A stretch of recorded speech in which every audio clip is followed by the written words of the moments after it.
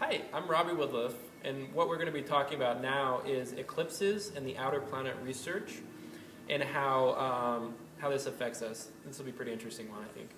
This one is going to talk about bridging China and the Western United States in thoughts and deeds. However, let me do a little explaining before I get to that.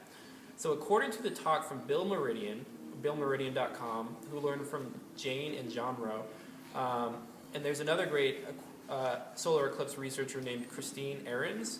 It's Carens at Comcast.com. I didn't find a website for her. And basically, a solar eclipse is broken into solar and lunar eclipses. A lunar eclipse is not as big deal as the solar ones. It's still cool and important, but not for this discussion. A solar eclipse picture is when the moon comes across the sun, blocking it out for a period of time, 3 to 9 minutes, depending on the eclipse. A solar eclipse works as a course rectifier and tells you where you need to be, as in yesterday. It says, be here now. The idea is that the eclipse leaves a shadow on the Earth for a bit of time, an eclipse shadow, at a specific location. That's important too. And there's 18 to 54 year cycles that are involved with a solar eclipse. But basically, every 54 years, the eclipse extends its shadow to approximately the same area of the world that it was in 54 years before that, activating the expansion.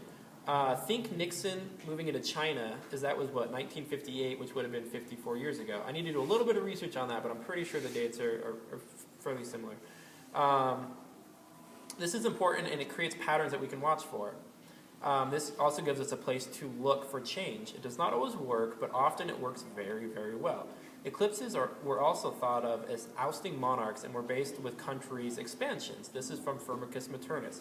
I might be getting the technique wrong, but these are prominent eclipse shadows. I have some examples. Alexander the Great, he went from an eclipse path that went from Greece to India. The moment he reached the boundary of the shadow, his troops decided that they didn't want to do it anymore, and they turned around.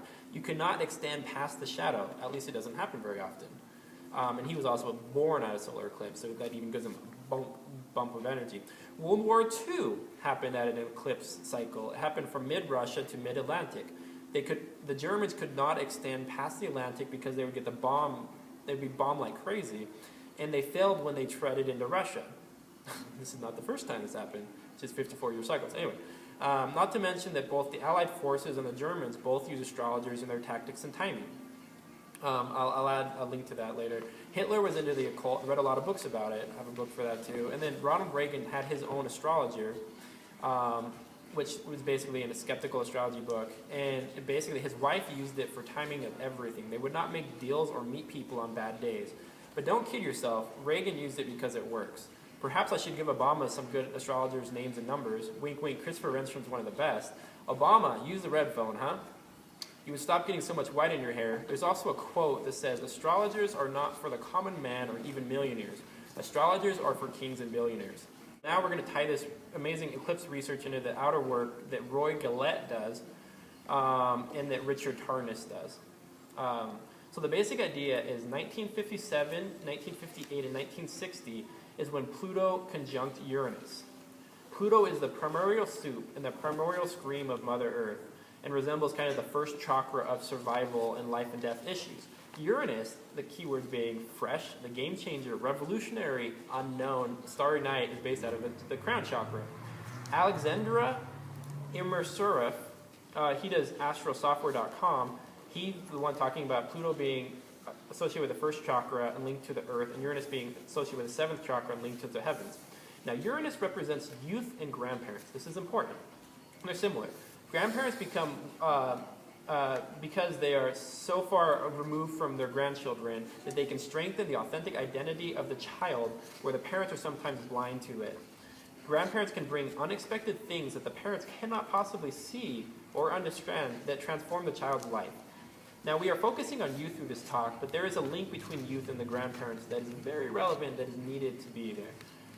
Especially, now let's get back to 1957-58. The Beatles were at its height. Elvis was at its height. The intensity was there as parents hated them and did not understand the phenomenon. Teens didn't care about their parents hating them, and they just bypassed them. All you need to do is look at some of the videos, and you can see the Pluto's primordial scream coming out. This is from Richard Tarnas, as people are just like, ah, just freaking out. We kind of laugh at this looking back at it, but that's because we didn't live through the phenomenon. When you lived through it, you felt it. Now we have also the 1960s, as the Rolling Stones began. The Beats were at its height. How was this published? Jack Kerouac's On the Road Again was published. And if you look at Beatles, the Elvis, the Stones, I mean, there's all sorts of people that come from this, and they basically revolutionized the way of music. And you look at their canon of work, most of it happened before they were 30. At least the stuff, if you look at the Rolling Stones, most of their stuff that's really influential came from there. The Beatles, all their stuff came before their 30s. There's a lot of people who died before their 30s, and I'll add a link for that also. It's a little more than we're going to get into here. As a side note, Kierkegaard wrote his material before the age of 30, and he felt he was bipolar, and that he was possessed and had to write it.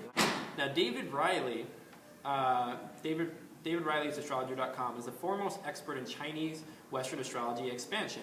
Here are some information tidbits that he was talking about at the UAC.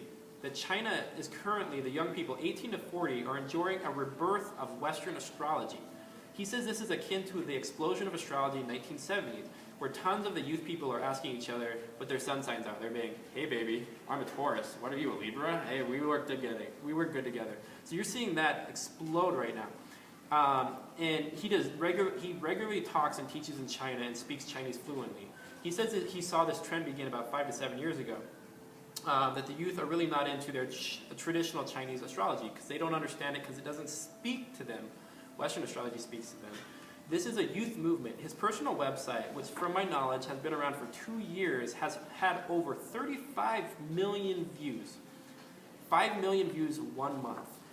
The 2012 Astrology Convention had a live feed that had around, on average, 200,000 viewers daily.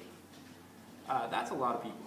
David is also sponsoring people to go to China and do lectures. If you're good enough and understand topics well enough, that he will pay for a lot of your stuff to go there. If you're interested, email him. Again, that's David Riley. He's very nice, and he also brought 12 to 15 of his Chinese students. They were so nice. Their English was better than mine, and it was their second language, and my English is my first language. That says something. These Chinese youth are so smart, and they're so hungry for knowledge, they just assimilate it. Okay, so this is important as we're hitting into the first of 7 squares of Pluto and Uranus. This is the youth movement. The last square brought about the Occupy movement, the Arab Springs, and the Anonymous movement. The new movement will not fail. It cannot. There will be pushback, but together we have the graces of God to bring change. These squares go exact 1 degree in June 27th. However, it began April 1st, 2012, and you can feel that work up to the square at the 27th of June. Okay, so I'll add when I publish this, I'll add all the dates for the squares, but basically it goes till 2014. So we have a 3-year window, 2-year window. Now you add this with the solar eclipse that happens on May 20th, where the shadow is joining China and the western United States, cutting through Utah and Arizona, so basically the western United States. Not to mention that the Venus occultates the sun, which happens every like 154 years, 15 degrees in Gemini, which basically adds so much weight to this eclipse. We are basically in a game-changing movement where the youth will shake things up. This is akin to 1957, 58, and the 60s. And if you actually look at the music, it actually resembles this. Our new music is remixes and lots of techno. The youth movement love it, and the adults do not necessarily understand it for the most part. There's cutting-edge techniques being employed by RJD2, Rob Dugan, which basically adds techno with jazz. It's really interesting stuff. There's amazing poetic raps by people like Caboose that is spiritual in nature. It's just incredible. There's pop music that is reinvigorating itself and reinventing itself as a genre of pop music as it's mixing techno beats into it. All you need to do is hear SALEHS, baracksdub.com on YouTube. Basically, it's a remix of Barack Obama's speeches edited to the song Call Me Maybe. And I thought it was interesting that the Occupy movement said that way back in November that we're going to really hit it hard in June. And they're writing this energy even though they're not conscious of it. There's also this amazing guy who says, "Why I hate religion, but I love Jesus," spoken word. If you look that up on YouTube, it's exactly what we're talking about, this youth movement changing everything.